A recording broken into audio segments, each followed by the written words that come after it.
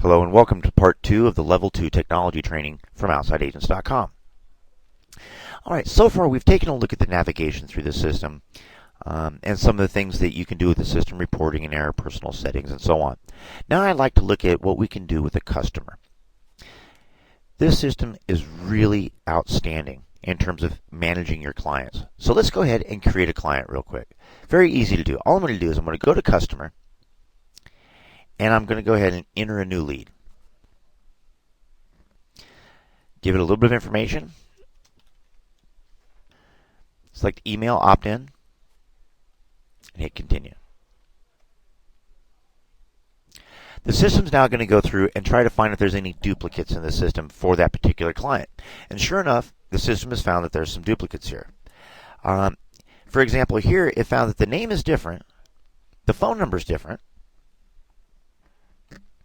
but the email address is the same. So it's saying, is that the same person?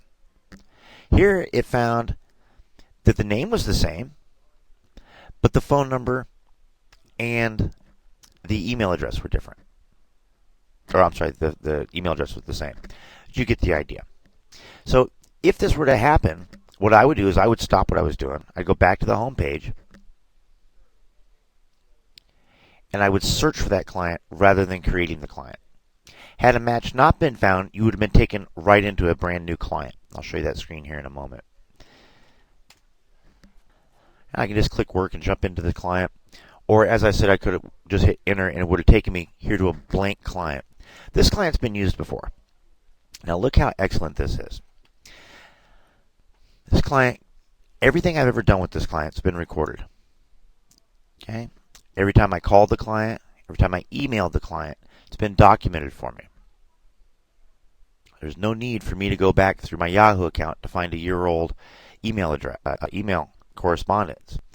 There it is right there.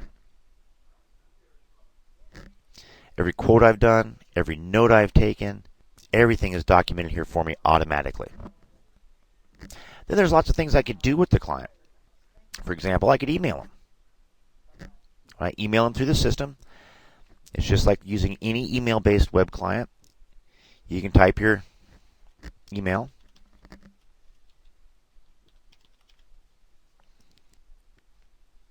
and send it to them. Now that'll appear to have come from my normal email address. If they reply to me, it'll go to the email address that you have on file with us. Very simple. Nice thing is it's documented automatically for us. Likewise, I could call the client, and their phone number is going to pop up, and then as I'm speaking with them, the system is going to go ahead and update itself and add a note to the activity log indicating that I had called them. I could also update the lead status. Now, I love the set for callback lead status because what it'll do is on my home page, in exactly 36 hours, it will pop up a little reminder for me to call them. Okay, that way I don't forget to call anybody. That way I can also search for who I'm supposed to call them. I'm always very proactive about making calls. So it's a super handy tool. Or I could set it for wait for callback. Any way you look at it, you just check this box here and then click update and it'll refresh that lead status for you.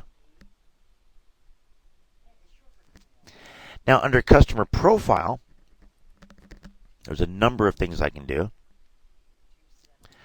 I can update their contact information, put supplementary contact information there, email contact preferences. I can store their credit card information. I can indicate travel preferences. I can indicate travel award program memberships, past passenger numbers. I can keep those stored for my future use. I can note who's traveling with them, and I can view their itineraries or bookings that have been made in the system. I'll show you the last one just a little bit later. I can look at my reminders. I can set a reminder for the client. Again, I'm very proactive. This is a great lost sale pickup tool. I can actually come in here. Let's say the client says, I don't think I'm going to be able to do Alaska next year. I'm going to have to try it in 2010. Not a problem. You can bet money that I'm going to set a reminder to give them a call, and that's going to pop up on my home page at the date and time that I specify. can also create a log entry. Okay, to create a log entry, little pop-up box come up. I make my note.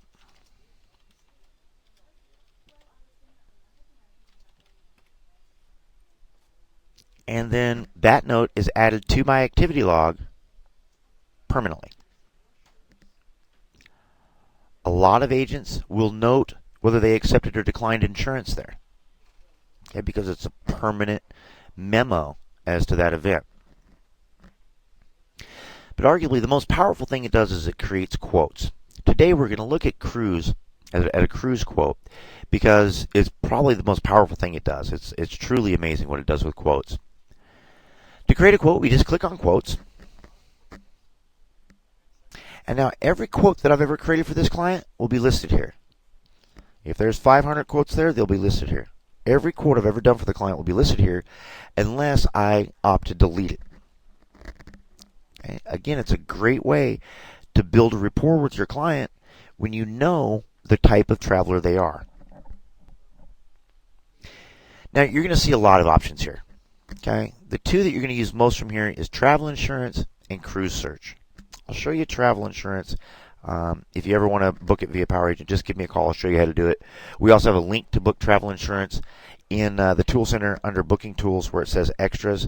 There's a straight through link there that's probably just as easy. Today we're going to look at cruise search. Cruise search is an electronic connection to 22 different cruise lines. Okay, I'm actually reaching into their inventory and making a booking. I don't have to call the reservation desk. I get to make all my own mistakes. Nobody's going to help me with that. I get to make all my own mistakes. And all I have to do is click Add Item for Cruise Search and then give the system a little bit of information. I can tell it to look at Carnival and Celebrity. I can tell it to look at just at Carnival, just at the Carnival Destiny or Ecstasy. I can say look at all cruise lines. I don't care.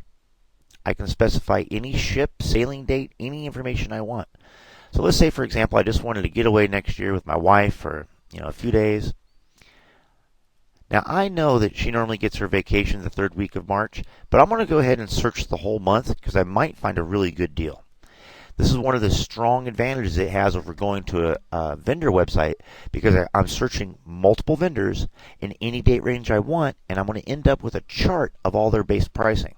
So I just want to go down to the Bahamas for a few nights sometime in March of next year. Let's see what we have. Now, the system's going to immediately return a page with lots of information for you. Okay, you'll have links to more information about the cruise line, a link to more information about the ship. If I click on the date, for example, it will give me a detailed itinerary for the ship, dates, times, ports of call, and links to more information about those ports of call. So lots of information here for me. It will also give me base pricing in red. Okay, now here's Carnival. Further down the page, I find Disney.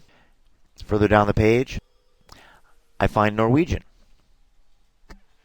Now, I would never quote these prices in red to a client. Never, ever, ever, not for any reason would I quote these prices to a client.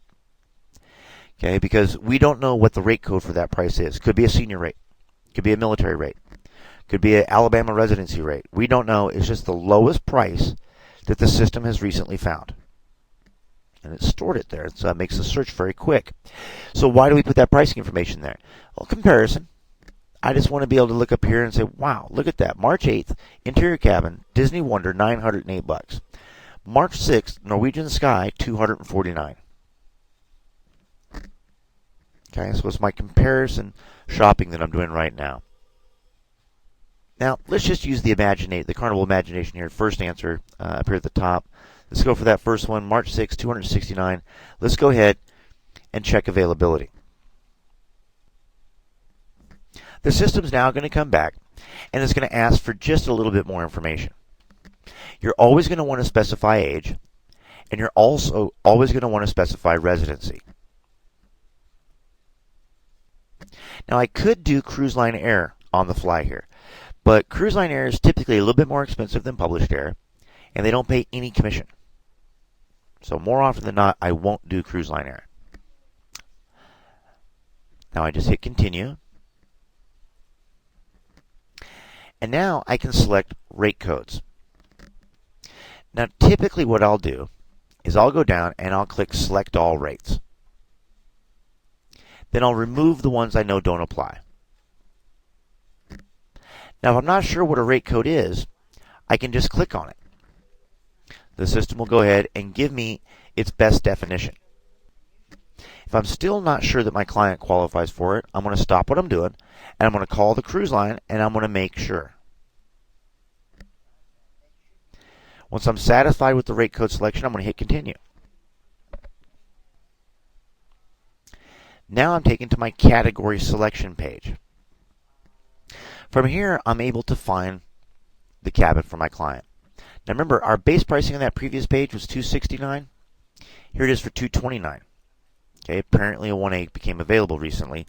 So when it actually goes and asks the cruise line for specific category availability, that's when you start getting closer to the actual final price. Now, I look down here and look at this.